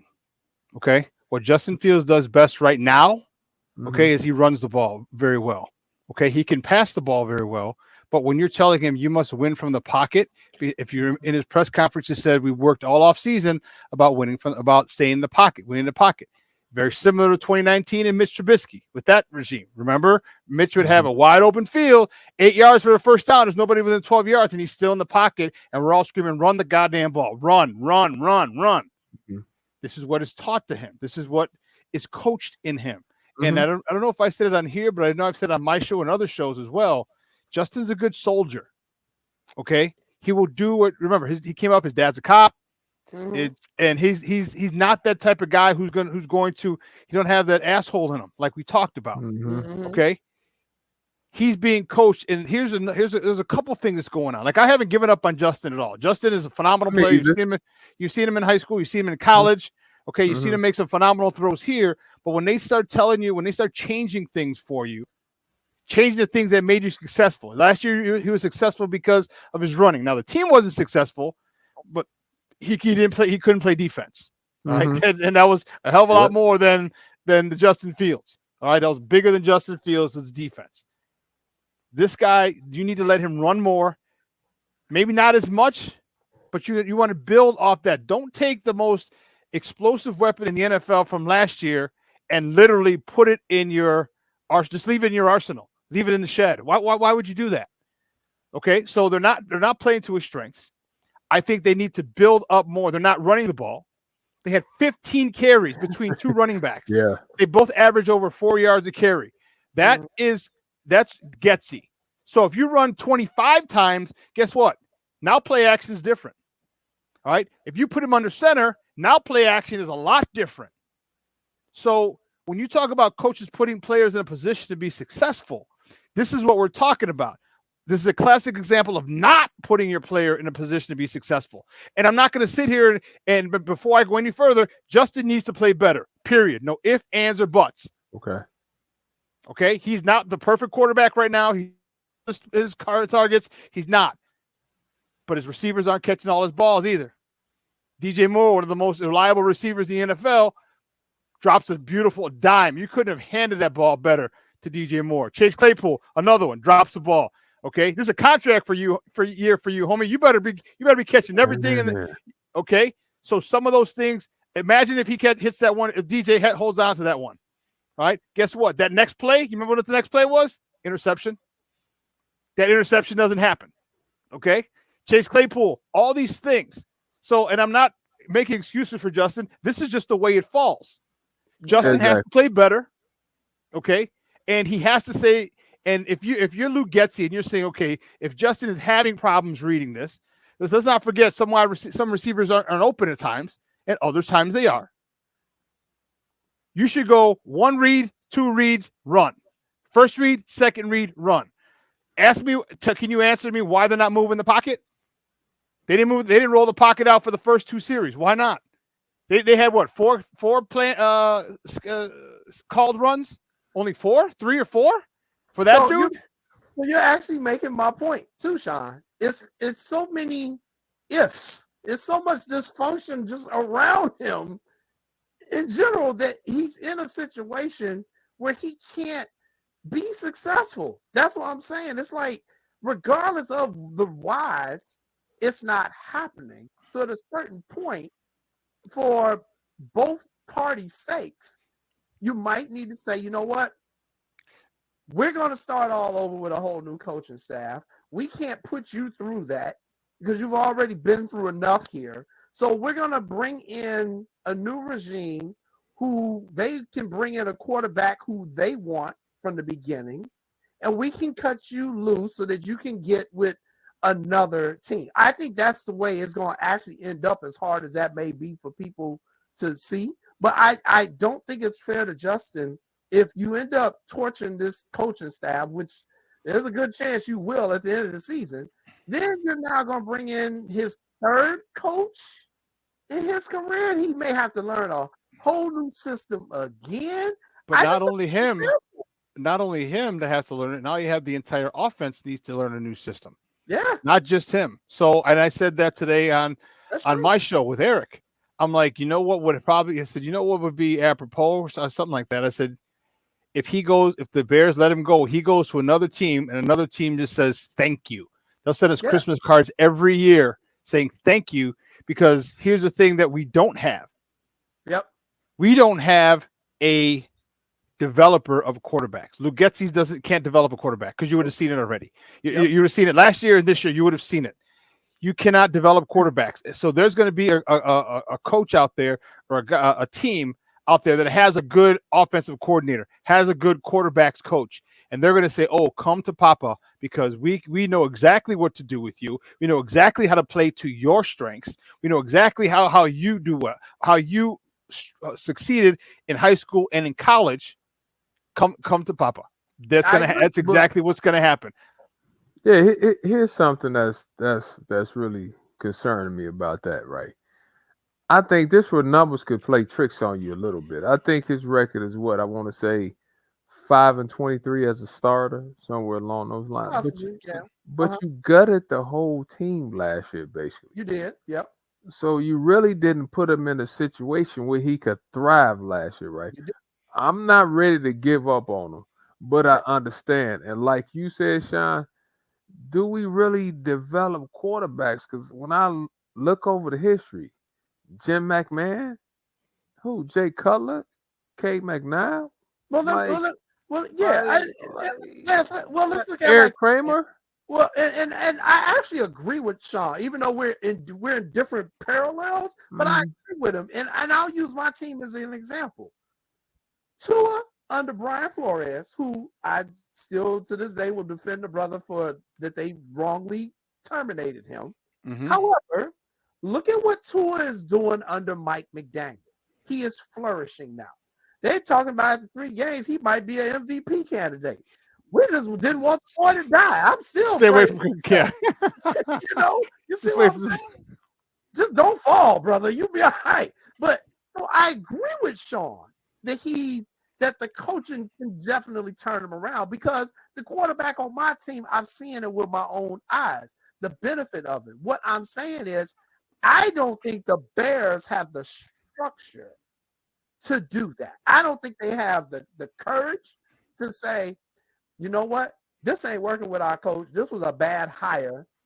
We're going to get rid of. They ain't never done that. They don't never cut nobody off hardly in the middle. Or they ain't going to admit that they were wrong. And again, this is going to be interesting to see if Kevin Warren is really in charge or not. Bingo. He can look at this. He can look at this and say, I didn't hire y'all. But because Sean, maybe you know different. I don't know. Did he pick the players though? How much autonomy is that the correct word? How much say so does the head coach of football have in picking the players, Sean? He has a lot, all right, but it literally comes down to the general manager. But the general manager, and you've heard Ryan Poles talk that they've worked hand in hand, all right, and so these are guys, and some of it falls on some of it falls on Eberflus because he's like, hey, I need, if you can get these guys, great. And then it ultimately falls on Poles because he's the one who actually picks them. Yep. Now, let me see if I didn't do this, and I'm going to change the background for a second. Pardon me, but I hope I didn't delete it. Here. I did not. Look at the defensive investment that we have. 2022 defense, Kyler Gordon, starter, cornerback. 2022, safety, Jaquan Brisker, starter, safety. 2023, Gervon Dexter, rotational guy, D-line. 2023, Tyreek Stevenson, starter, cornerback. 2023, Zach Pickens, D-line, rotational guy. Tremaine Edmonds, starter, linebacker. Yannick Ngakoue, starter, DN. DeMarcus Walker, starter, DN. TJ Edwards, starter, linebacker. Justin Jones last year, starter, defensive tackle. These are all players. This 8 starters on this team, and we can't stop a damn. You mean you talk about employing the Swiss cheese defense? They're employing the Swiss cheese defense, and this is after you revamped this defense, after you have a head coach who made his name as a defender, and this is what you got. The only thing I shouldn't say the only. You upgraded DJ in the wide receiver room, okay, but this falls on Poles. Did you give too much to Yannick Ngakoue, DeMarcus Walker, TJ Edwards, Tremaine Edmonds, Justin Jones? Did you waste picks on Gervon Dexter and Zach Pickens and Tyreek Stevenson? Because he can't, if he's not knocking himself out of the game, he's getting a penalty for the league, excess, rough. What is it? What do they call it now? Unnecessary roughness. You know what I mean? Or targeting. Yeah. So it's a whole organizational cluster mess right now. Yes. But guys, let me ask y'all this. You show guys says 22, 20. Have the guys had enough time to show us what they can do? Let me ask that. Have they? Is anybody showing promise? So let me say this. We're saying 22, 23. They just played what? Have they had enough time to gel? Probably not. No. Okay. Enough time to show me individually that you're a damn player, that you got some heart, that you got some courage, you gonna work. That's whenever you step on the field, Lance, or whenever you step on the sport, in any sport. I'm not seeing that. That's what I'm saying. And that concerns me because that means to me that the organization is allowing it. This is very, God, I hate I'm about to say this. I really do. But I have to say this. All right, let's hear it. This is starting to remind me a lot of the 2023 White Sox. Oh, I made that comparison as well. Starting to feel like I've got this group of talented individuals. A lot of talented individuals and no team. Play together as a team, which is why they are not winning. And I really have held that comment for about 4 weeks now. No, I said it. I've said it, Jay. Yeah, it's scary, and I'm like, it's too much talent. Here's the problem. Jason, Lance. Here's the one problem. We don't have an identity. Nope. And neither do the White Sox. I was going to go ahead. If you give it an identity, if you decide what your identity is going to be, you determine what your identity is going to be. Okay. What did Lovie Smith say? We get off the bus. What? Running. So you knew we were about to punch you in the mouth. No ifs, ands, or buts. Okay. Last year, who led the NFL in rushing? The Bears. But now you don't do that to Justin Fields to help him. You got three good running backs in the backfield, and the more they keep giving this God blessed rookie the ball, the more this son of a biscuit keeps impressing me. Yep. Okay. So you don't give him the ball. He got 7 carries. The other guy, Khalil Herbert. Khalil, I was like the love Mac. Khalil Herbert. He had 6 carries. All right. It was 7 and 8 carries or something like it was 7. One had 7, one had 8. They both averaged over 4 yards a carry. You're not going to give them the ball. Why don't they have 30 carries? Why don't they have 30 carries at 4.8, 4.5 yards a carry? Because I don't know. I'm not a great mathematician, but you get 4.5 yards. Well, that's a pretty good. I'll give you an answer on that one, Sean. It's because you were down 30 from the halftime, so you probably. But that doesn't. But I get what you're saying, though. But you start early. Why didn't you run the first down? The first quarter. If you don't, you know what I mean. Like you stop running. It's 3 and out, and all of a sudden your defense is back out there. If these guys are getting 4.5 yards a carry, give them the God blessed ball. One works, it tires their defense, keeps your offense out there, and 2, more importantly, it keeps that joker called Patrick Mahomes off the God blessed field. Yep, I agree. Keeps him off the field. It shortens the game. Clock is running, and you don't have the firepower. Then you shorten the game.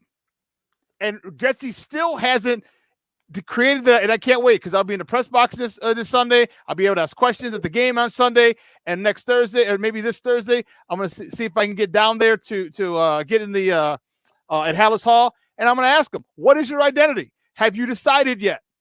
Or why haven't you made your identity the run game like you did last year when you've got enough running backs here? Okay, how do you get an offensive lineman to pass block really well? You let him beat his guy downfield. You let him run downhill, day in, all night. And now they're running the ball. Guess what? When there's a different takeoff, when you're a defensive lineman, when they're running the ball and they're passing the ball, completely different takeoff from the offensive lineman, completely. And they haven't decided what they want to do, and that's the issue. I think coming from Chicago, most of us like a team that's like grit and grind, toughness. Have they shown y'all toughness yet? Is anything about the team we said, "Ooh, they tough"? Ooh, like Miami, fastest team on turf. They ain't got no defense, so you ain't knocking nobody out. So that's one thing. We ain't touched the quarterback. Second thing is you ain't running the ball. So those 2 things go hand in hand with grit and toughness, running the ball and a smothering defense. You know what? Just an average defense. Just give me an average defense at this point. And it'll help. It's just they're not getting it done. I don't like the system. Everything seems dysfunctional. The damn defensive coordinator resigned under suspicious circumstances. It's just a hot mess. And then people are asking them to win a football game. You cannot do it. It's like at the university you coached at, Lance. There's so much you can do when there's so much chaos, swirling around you. So you should know exactly how that feels, Lance. Exactly. You can't expect players, all right, when there's so much craziness going around in the front office. Your defensive coach resigns, and one it's because of the rumors were child pornography. Then it's not child pornography. Then there's a raid at his house. Then there's no confirmation for raid at his house. Then there's a raided soldier at Hallis Hall. Then there's not a raid at Hallis Hall. I mean, all these things that are going around, and then you talk about keeping you out. They're human. You don't think it affects them? You don't think they hear all this stuff? You don't think like they're thinking, man, was Coach really a pedophile? Was Coach really one of those dudes? Well, you know what I mean? And then you got some people like the John Zagel who falsely reported, and he backed up on it. He doubled down. I stand by my reporting. Well, there was no raid at Hallis Hall. Peanut Tillman was not involved. It's right? a mess. It's just a mess. So you don't think the players see this and hear it? Hell yeah. And that's why I said I don't think Justin Fields can be successful with the Bears. He's been through basically too much trauma in his 3 years. I think he cannot be successful here in this culture. And that's going to hurt Bears fans. It's going to hurt the team because I agree with Sean. If he goes somewhere else and they say, and you know who I'm thinking who would love to have him? Who would love to have Justin Fields? Mike Tomlin. New Orleans. Oh, Mike Jesus Christ. Hell yeah. Mike Tomlin would Kenny Pickens, get the exactly. He would be the hell out of here. Get your ass out of here. Right. Justin just played at Ohio State, which is a stone's throw away from Pennsylvania and Pittsburgh. Mike Tomlin, who need a quarterback, he would need one since Roethlisberger left. He would be like, come here, son. Now, first thing we're gonna do is get in this video room, and you're gonna learn how to learn how to read these defense. If Mike Tomlin got to sit there himself with him, he would do it. I'm telling you. If he go to a coach like that, he will be a different player. I don't see it happening in Chicago. That's my point that I'm telling everybody. I'm not telling people he'll never be a good NFL quarterback. I'm saying right now he is not an NFL quarterback. He's not going to be able to get there in the system with these coaches, with that culture right now at Hallis Hall. And that is the hard reality that Bears fans are going to have to face. And that's why I say get what you can now because you can probably get a good price for them. But you need to retool this whole thing from the coaching staff, probably up to the manager on down. And I know y'all don't want to go through that, but, the Dolphins did it. So people be tripping on me. I'm like, wait a minute. I left for the Dolphins before we had McDaniel, before we started getting success. I went there because I like Flores, okay? They fired him. I was unhappy about it, but I stuck with him, and I see what has happened, man. What Tua has done, how McDaniel was running that offense. Did you see the one touchdown where he was looking backwards? He did like a no-look point guard pass to the running back. That is innovative. Yes. That is being creative. That is using the players' skills to the best of their knowledge. We had a rookie running back run for 200 yards yesterday. I mean, I'm not seeing that with the Bears. And that's the only thing I want to say. We only got 7 minutes left, and I want to get to the last two topics. But I think we're all seeing the same things, even though we're all approaching it from different angles. Yeah. And I just think that Chicago deserves better. I think the fan base deserves better. And it's not going to be pretty for the next few weeks. So. And here's the last thing, and I'll say is this. Sure. Here's where Kevin Warren needs to step in. Here's where Kevin Warren needs to step in and say, look, you adjust your God-blessed offense around this kid. All right? You adjust your offense around this kid. Because I'll tell you what, they'll let the coaching staff go. Kevin Warren, he'll make sure that this coaching staff will go way before Justin Fields goes. Because Justin Fields is a phenomenal player. Okay, but you just can't overcoach players. Lance, you're a coach. You know that. You've seen other players in other programs that have been overcoached by their coaches. And they're like, Coach, I can't. I got too much going on. I can't play free. Right? This is what they're doing to Justin. And when you have a talent like that, you maximize it. Now, if you get the right coach, you get a Brian Dable here. I know he's in New York, but you get a Brian Dable or you get someone like that, and he comes in and then Justin doesn't flourish, then you know what? Okay, sorry, kid. You're just not meant to be. But you put him in the best position, and trust me, that coaching staff will be gone way before Justin Fields will be gone. All right. And Kevin Warren should step in and say, help this kid. Yeah. We'll see what happens. We'll keep an eye on everybody. All right. Couple more topics. We only got a few minutes left in the show, and I want to get to this. You hear this news yesterday? What news is that, cuz? Talk to me.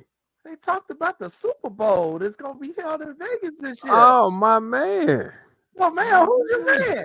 My man, Usher. You're not talking about Usher, are you? Usher T. Raymond, baby. Usher has been officially announced the 2024 halftime show headliner. And you know why I'm happy? Why? Because when me and Sharice was in Vegas, I was going to go see him in his residency, and I saw the price of them tickets. So now I can see it for free in Vegas. Just wait for halftime show. See, because your big cousin saw. See, because your big cousin and his wife, we saw Usher T. Raymond. He puts on the show. He puts on the show.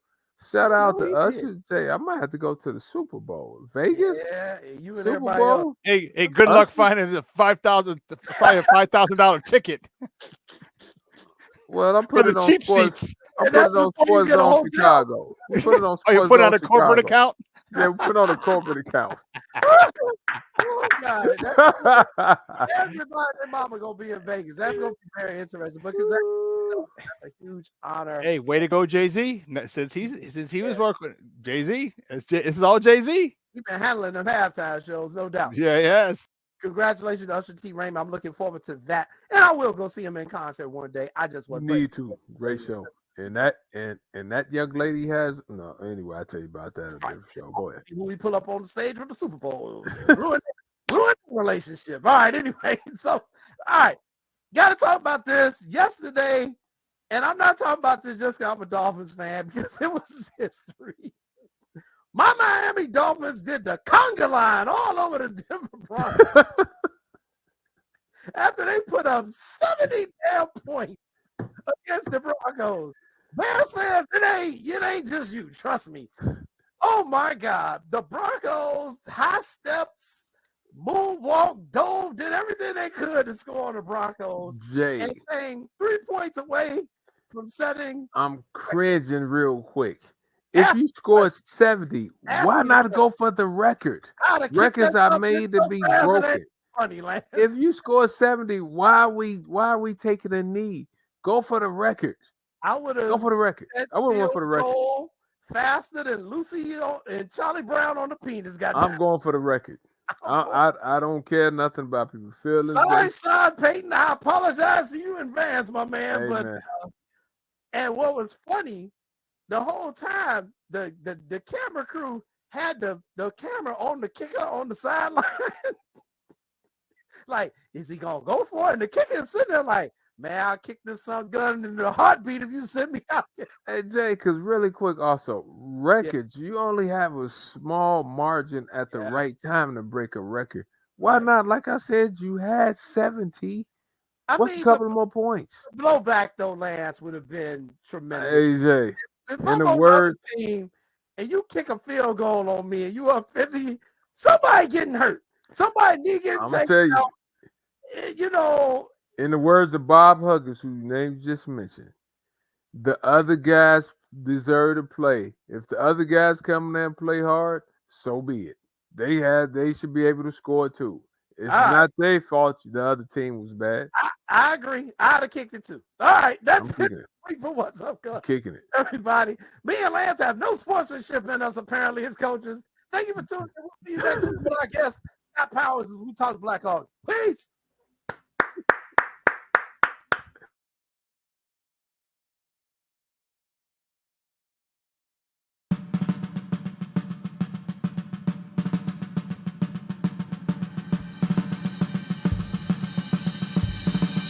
Lift every voice and sing till earth and heaven ring with the harmonies of liberty. Let our rejoicing rise.